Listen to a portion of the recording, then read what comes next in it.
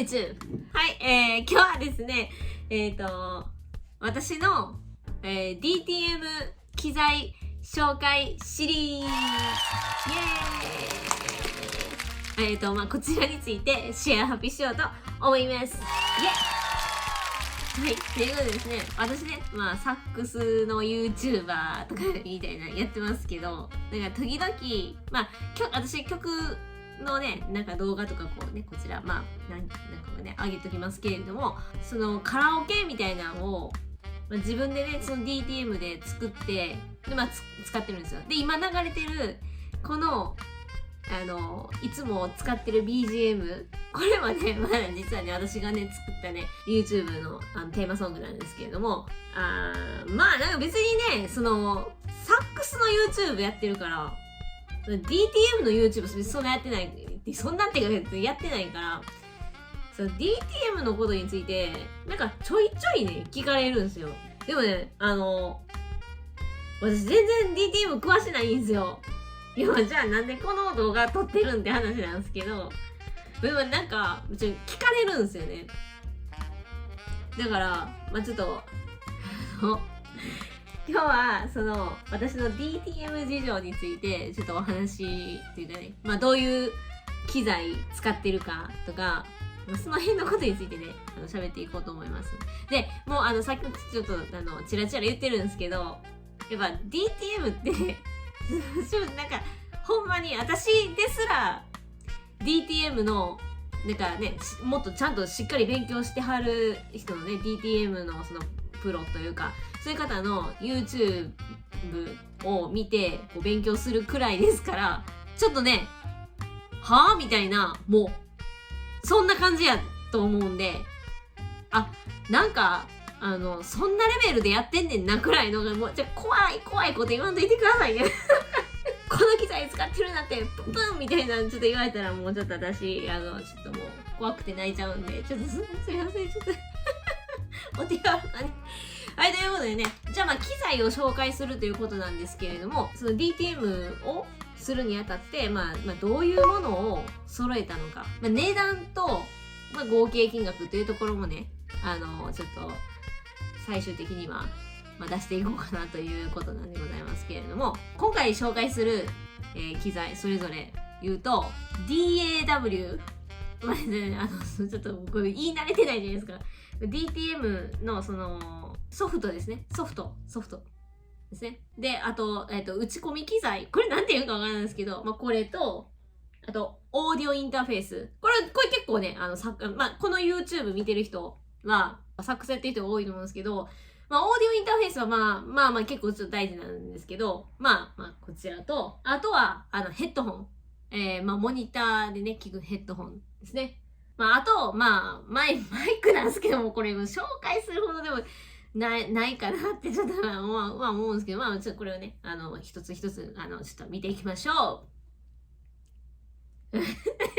地図チャンネル。はい、ということで、じゃあまず、DAW。DAW って呼ぶんですかね、なんかちょっともうわかんないですけども、こちらは Logic Pro。こちらを使っております。なんでかっていうと、私は、Apple 信者なんで、ロジックプロを使ってます。で、ガレッジバンドっていうのもあるんですよ。Apple から出してる、無料の、その、ソフトっていうか、もう最初からその MacBook とかに入ってるようなやつなんですけど、私は最初あれを使ってたんですよね。で、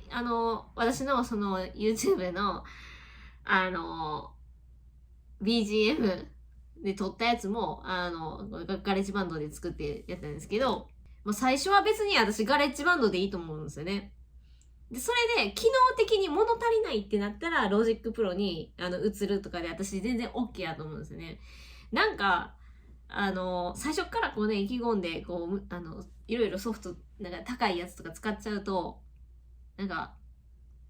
機能がたくさんありすぎて、余計ややこしなって、なんか、使えなくなるんじゃないかなって私は、思うんですけど、あとお金払って最初から難しいの使うの怖いじゃないですか。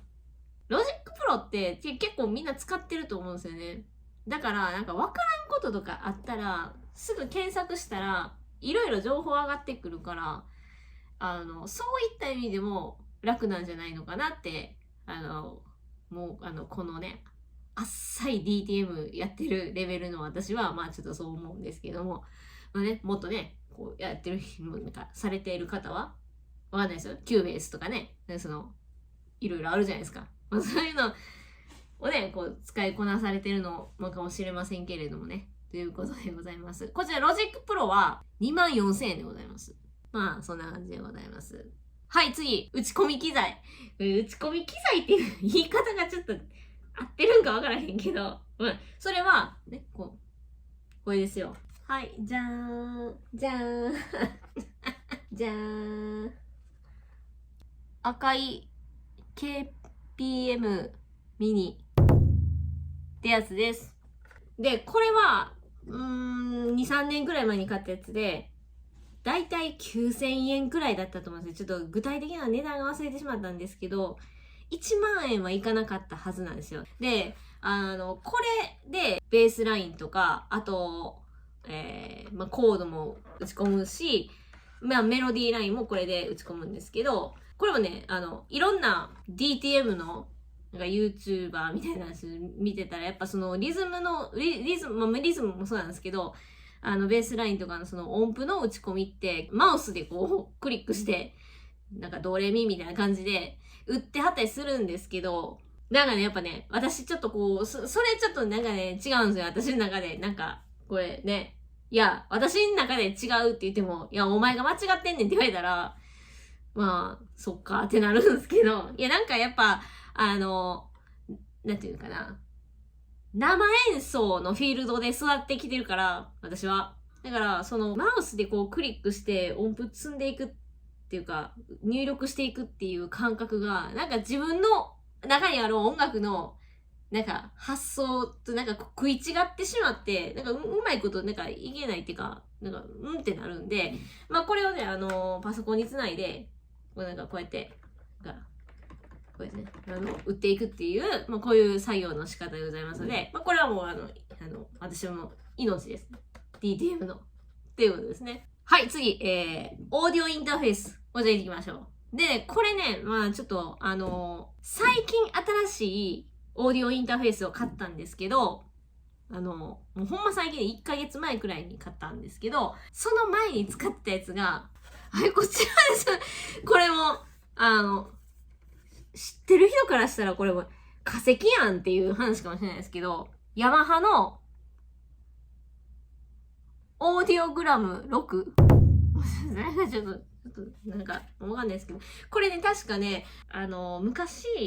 10年くらい前にもその DTM を始めたんですよね。まあ一番最初に始めたんってその時やったんですよ。その10年くらい前なんですけど、その時、10年前の時にもうめっちゃ安い、なんかオーディオインターフェースとしてなんか、ね、お金もなかったですし、買ったと思うんですよね。なんかね、ちょっと覚えてる人いないですかね。なんかね、確か、これ買ったらキューベースついてくるとか、キューベースのソフト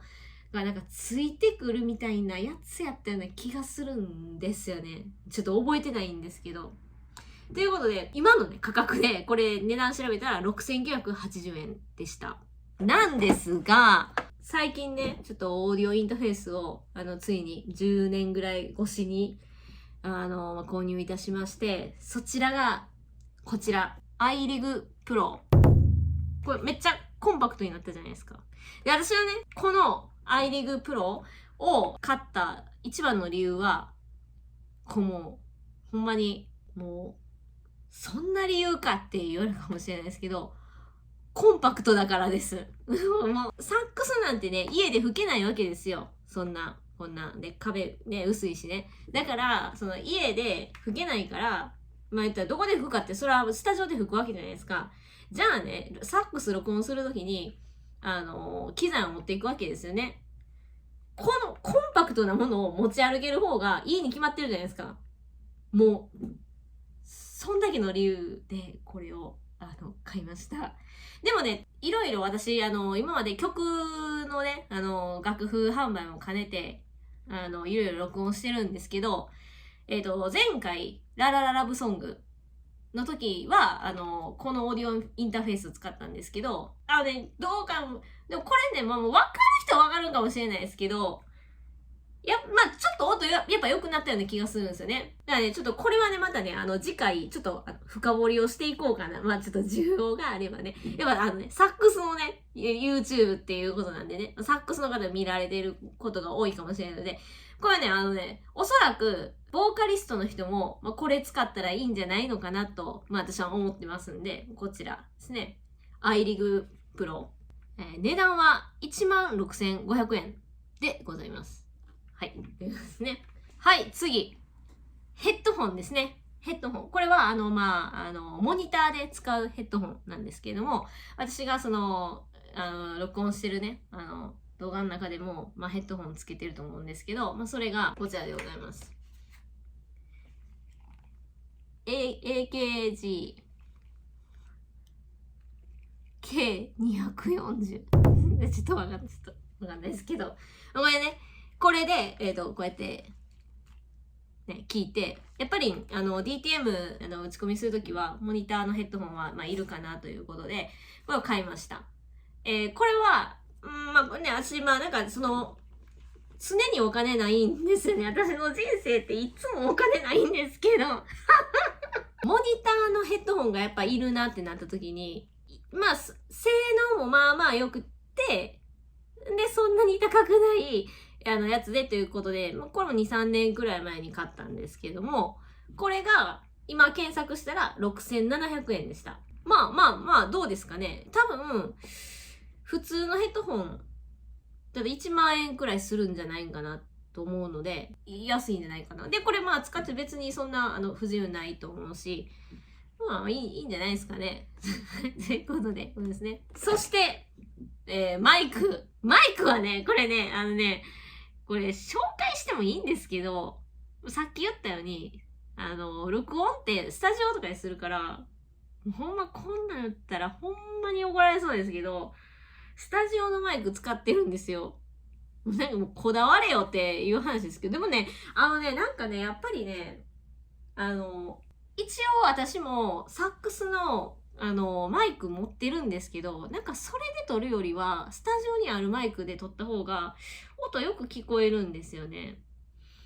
じゃあもうそっちでいいやん、みたいな感じで、そのマイク使ってるんですけど、一応私も持ってるんで、マイクは。こちら。サムソンの、R21S ですけど、こちらは、もうね、ちょっとほんまあれですけど、1280円です。これを10年くらい前に、TTM 始めた時に、買ったやつですね。ちょっと説明不足で申し訳ないんですけど、今紹介したマイクは、ちょっとサックスには使用してません。ちょっと喋ったりね、ちょっと歌入れたりすることもあったりするので、それを、取るためのマイクなんですよね。でただ、使わなくはないので、ちょっと、今回、シェア発表させていただきました。それでした。そういうことでね、ちょっと、もう、はぁですよね。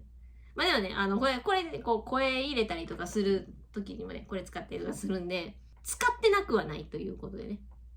もう一応ちょっと紹介させて、いただきました。という感じでございます。はい。で、このね、DTM の機材、すべて、もうこの私の、全然大したことない機材の、その合計金額なんですけど、64,460 円でございます。どうでしょうか。ちょっと、安すぎっすかね。で、あとはこのね、MacBook Pro ですよ。これは別に DTM がどうこうっていうよりは、もうね、動画編集だったり、Photoshop 使ったりとか、いろいろ、もう、それはもう、私の仕事には欠かせないものとなるので、ちょっといい、いい値段のやつは買ったんですけどね。それはちょっとね。はい、っていう、感じでございました。いかがでしたでしょうか。そんなレベルの機材使ってんのっていう感じかもしれないですけど、やっぱちょっと高いんでね、DTM の機材ってね。で、まあそれはもちろんいいやつを買えばね、もっとなんかいいものができるのかもしれませんけれども、別に DTM はね、めちゃくちゃプロっていうわけじゃないですしね、私でもちょっと全然わからへんようなことあったりするレベルのもんなんで。でもなんかの表紙でこの動画を見たなんかDTM めっちゃ詳しいみたいな人がおったら、ほんまにちょっと仲良くなりたいくらいなんですよ。私も DTM ね、なんか習いたいくらいなんですよ。もうほんまなんかやっててちょっとなんかってなる時とかやっぱあるんで、でもねいないんですよね、やっぱり周りに DTM めっちゃ詳しいみたいな人が。だからちょっとねそういったDTM 仲間みたいなのもちょっと募集中ですとか言ってねということで、今日は、これで終わりです。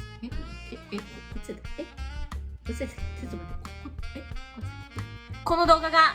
面白い、役に立ったと思っていただいた方は高評価を、チャンネル登録もよろしくね。バイバーイ。